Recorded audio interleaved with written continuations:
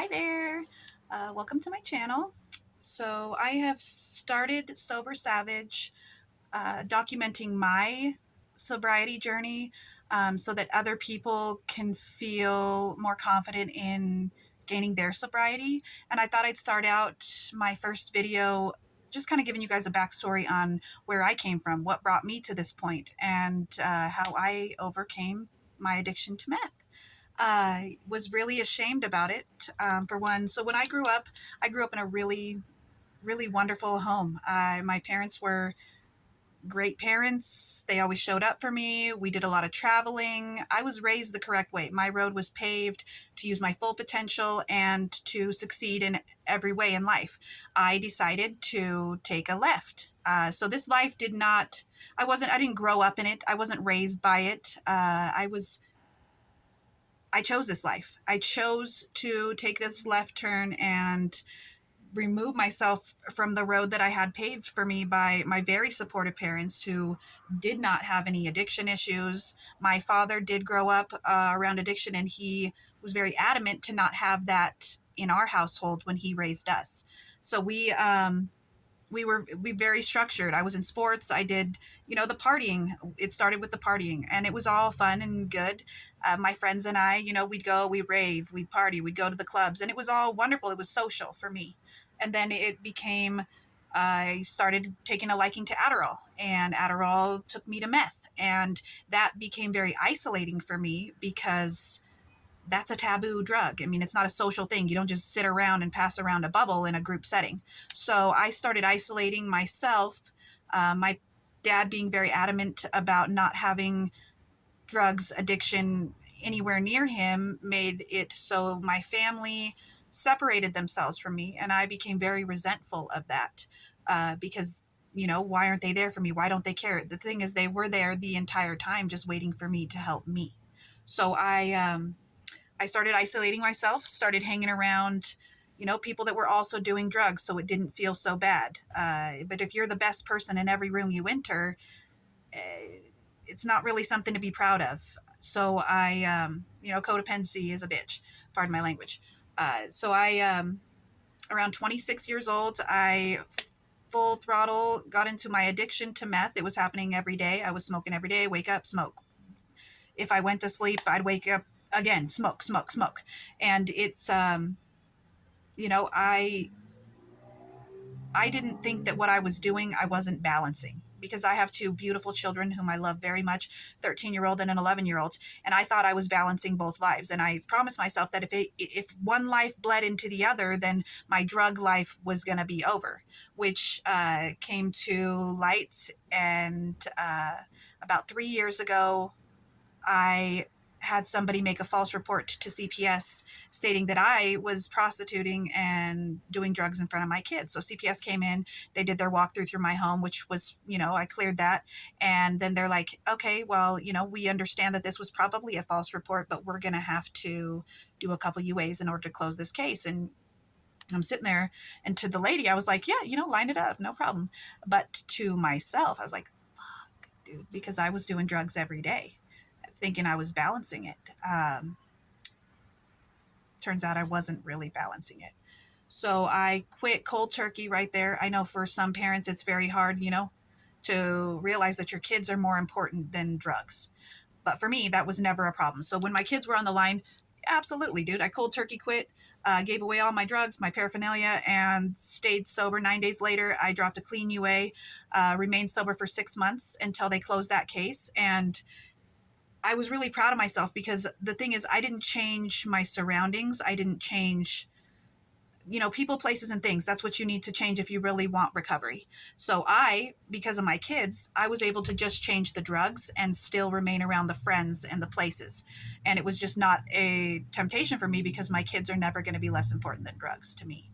So, when I did have that case closed, I remember sitting in the car, and my friend, who was still very active in her addiction, was like, oh, now you can smoke a bowl, or you can, smoke with me here and there, and it'll be fine. And immediately I responded, yeah, that's great. But she could feel me in the back seat, just kind of freeze up, because And I told her like a few minutes later, I'm like, actually, I don't think I'm going to do that because she's like, I already knew the moment that I said it that you weren't on board with that. And the thing was that when you continue to be around the drugs and the places and the people, you stay at the dairy long enough, you're going to end up drinking the milk. And so the very reason why I was able to get sober the first time, my children, I then used as a complete cop out, because Christmas was coming, and I couldn't pay rent and get Christmas presents. So in my mind, I justified my actions and said, I'm doing this noble thing for my kids. And in order to do criminal shit, I need to be high. So if I'm going to make sure that I make Christmas happen and pay rent, then I have to get high. I'm doing this for my kids. And that's a crock of shit, dude, because my kids are very well raised, very wonderful children, and they would have been fine with just having their mother for Christmas. Because Christmas isn't just about gifts. But I used that and went off the deep end again, relapsed, and I stayed stuck because I couldn't find a reason in myself for 2 more years. And, we were doing some things that were, looking back now, I can't even imagine doing these things. Like, but it was a normal thing for me to be doing criminal activities with criminals and drug addicts. And that was just the normal. I was seeing my kids once a week. I had no relationship with my family. I decided I didn't need them. I didn't want them in my life because they didn't want me in their life. They treated me like I was everything I ever did because that's how I was acting. I didn't understand that at that time. I just held a lot of resentment and hate for them. And that, it built up in me. It built up in me, made me very heartless, very cold. And I got to a point where I'm sitting there in this place where we all were doing drugs, and I had stopped wanting to look in the mirror because I wasn't proud of who I was anymore. I was tired of sleep sitting, and I knew that I could get sober, and I knew that I could do it, but I needed to do something different this time. So 4 days into my, once again, cold turkey sobriety, I'm still riding around with the same people, doing the same things, and I'm just sleeping a lot. So me and a close friend of mine ended up being in a stolen truck. He had taken out a fence because he hadn't slept in days, and he'd parked in the parking lot right next to the fence.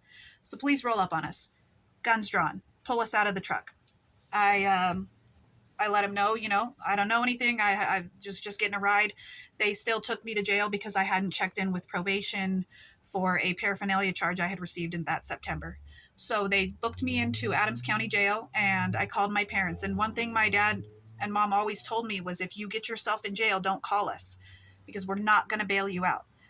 But I didn't have anyone else to call. With all these people around me, I had no one to call for $150 bail. So I called my mom and dad, and I was in tears, and my pride was hurting, my ego was shot, and I said, Mom, Dad, I need you to take a chance on me and know that I'm going to do something differently this time. I'm going to prove myself to you. Please just take this chance. So they bailed me out. They picked me up, got me a phone, took me back to where I was staying at the time, and drugs still around and around and around. And I decided, what can I do to drastically change the course of my life? So as I said before, I was very ashamed of doing meth. I did not project my insecurities on Facebook. I didn't post about it. You wouldn't have known unless you knew. So I, looking like hell, made a video, my first video on day 7 of sobriety. And I told everyone on my Facebook. I had over 5,000, I had 5,000 friends, 7,000 followers. And I told them, I said, look, I am recovering. I'm on day 7 of recovery from meth. And I was in tears because this was the biggest shot to my pride and my ego that I'd ever taken. But I needed to do something different. So I started making videos every day of my sobriety, day 10, day 11, day 12. And I just documented my journey for people, because if you see someone else doing something, a lot of people feel like, well, if they're doing it, then I can do it. In 1954, Roger Bannister, he ran the mile in 3 minutes and 59 seconds. And before that, it was thought to be impossible. He was a change maker. He ran that mile in 3 minutes and 59 seconds. And the following year, up to this point in 2022, 1,755 people have run the mile in under 4 minutes. So before Roger Bannister, no one thought it was possible. But once he accomplished it, all of these other people followed suit. So I thought, people are sitting there struggling in silence, suffering in silence. And if I can be that change maker, if I can be that person that shows other people that are just like me, that have probably done drugs with me, that I can do this, that I did it, that maybe they could do it too. And I had an outpour of support. What I thought was going to be detrimental to myself by letting people know where I was vulnerable ended up being something so positive that it's hurtled my life toward where I am now. And I went through day 25. I went to my first sober house, and people are like, well, why are you going to a sobriety house? You're already over the hump. You're 25 days sober. But I needed to change the places and the things, because you can't have a bunch of bricks in your boat and wonder why you don't float. And some of your bricks you're going to love. I loved a lot of my bricks. I thought I needed a lot of my bricks. I didn't know what I was going to do without them. And I even made a video, saying goodbye to them. And they didn't really understand, because, I was going to be down the street from them. Well, we'll still hang out, but we won't. You have to understand that you got to say goodbye to your bricks, no matter how hard that is. So at 25 days sober, I called my sober living house, Mountain West Sober Living, and I moved in. I did something that scared the hell out of me. I didn't know anybody there. I was uncomfortable there. The first night, I literally laid in my bunk bed and thought of how I was going to escape that sober house with all my stuff and not be seen. And I went to group that night, and they, before group, I was like, Dad, I think I made the wrong choice. And then after that group, I called him back, and I was like, you know what? I think I'm going to be all right here. I think I'm going to be all right. And I am so thankful for the fact that I did not walk away. Usually when you're the most uncomfortable, you are actually creating change for yourself, and you're exactly where you're supposed to be. So following that, I ended up in Route to Recovery Sober Living. Shout out to Robert Peasley. He's a wonderful. These are two sober livings that were absolutely beneficial for me. One was just in Aurora, and the other was in Lakewood. And I had moved thinking that I was going to get a job closer to the second sober living. And no matter what, I met so many people that were wonderful in there, so many inspiring people. And I value that over anything else. But I kept getting the door shut in my face for jobs, because my past had created a record for me that's made it impossible to get into a job where I was helping other people, which was what I really wanted to do. So I kept hitting a wall. And then someone that I actually used to do drugs with, who had gotten their sobriety, was 8 months sober. He called me. He said, look, I know Colorado Springs is a little bit far for you, but if you're really interested in getting your foot in the door in this recovery world, I know some people that can really get you in that realm. And so I did another thing that scared the hell out of me, and I moved to Colorado Springs to Route to Recovery, not Route to Recovery, from Route to Recovery to Superior Connections. These people out here we're in our startup phase, but I'm an intern here. I am working to get my peer recovery certification so that I can, be certified in what I'm already doing. But so many doors have opened for me. So many things have happened that are positive. I've helped so many people, not just on my Facebook, but in person. I've grown into this realm that I couldn't have possibly thought. I'm at 103 days sober right now. 100 days ago, I was doing crazy shit still. Today, I We have 27 participants. I'm an intern. I am helping people stand up from where I was, and it feels amazing. So I've created this channel to help people not suffer silently and understand that if I can do it, anyone can do it. There was not any extra thing for me. I just made a decision in myself and decided that I was done doing this. The only person that's going to save you is the version of you that's sick and tired of your own shit. And that's who saved me. It's not, it can't be a gradual thing. It has to be a choice. And when you make that choice, you have to say goodbye to, it was harder for me to say goodbye to the people than it was the drug, because by the time where I was, the drug wasn't even working. It was more out of, muscle memory habit for me. So, today, sitting here in front of you, I'm so grateful that I went through all the things I went through and did all the shit that I did. That way I can relate to these people. I'm not talking at them, I'm talking to them. I'm not talking down on them, I'm talking to them, because I understand where they are. I've been there. I understand what they're going through, but at some point you have to take responsibility for your life and stop blaming the past, blaming how you were raised, blaming. You have to take responsibility for your life and yourself and decide that you want to make some changes, because it's no one else's fault as to where you are. Whatever has happened to you, it didn't happen to you, it happened for you. That's how I view my life. It all happened for me to get to this point, to be able to help all the people that I'm helping and relate to all the people that I'm relating to, and helping people grow. And I'm growing with them. That's the coolest part of it. I've come a long way. I have regained my relationship with my family. I've regained a stronger bond with my children. I have gained the respect of people that I haven't seen in years, and I feel good about myself. I feel good about what I'm doing. Yes, peer coaching can be a little bit challenging at times because dealing with people is tough.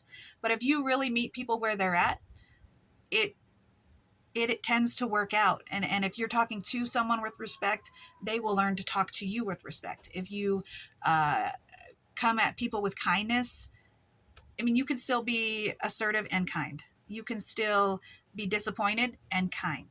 And you can still keep your heart and be the structure that people need in their lives. So, anybody that's struggling with sobriety, struggling with drug addiction, struggling with anything related to this, that's what this channel is here for.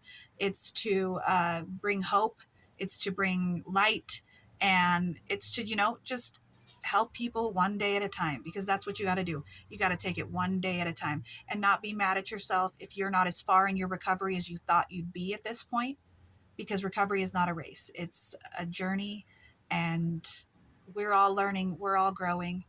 And if I can do it, like I said, anybody is capable of doing this. So I hope that you guys subscribe, hit the like button, join me on this journey. And if it helps anybody out there, then that's the whole reason I'm doing this. Once again, please don't be ashamed of what you've been through or where you come from. Be proud of what you're overcoming, because those things are what build us.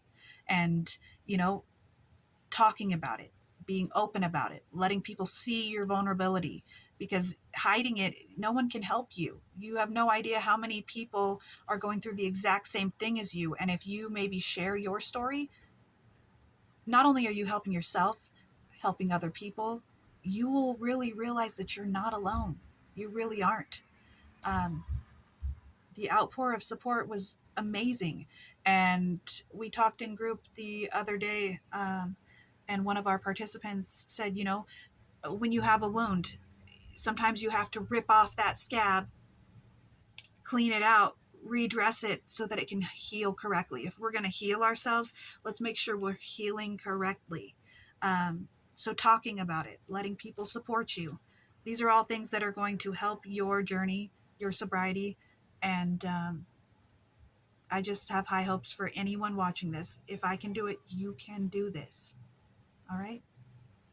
Keep checking back in. I will keep posting videos, and I just want you all to know that I believe in you. I'm here for you. You can do this. Have a great day, guys.